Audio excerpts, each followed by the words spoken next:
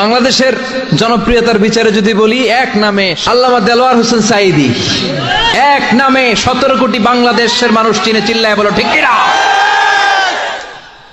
এটা হচ্ছে in terms of name and fame, খ্যাতি, যশ, জনপ্রিয়তা। এজন্য যে দেশে আলেমের কদর নাই, আফটার টাইম বিং আলেম আসবে না। যে দেশে মুফাসসিরে কোরআন জেলের ভিতরে কাঁদে, মুফাসসিরে কোরআন আর আসবে না। জোরে বলেন ঠিক কিনা? যে দেশে মুফাসসিরে কোরআনের কদর নাই, ওই দেশ থেকে মুফাসসিরে কোরআন আর প্রডিউস হবে না।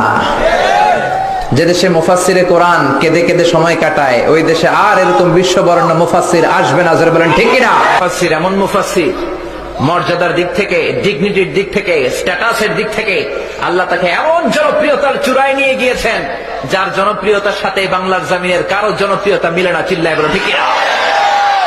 কিছু সময়ের জন্য যদি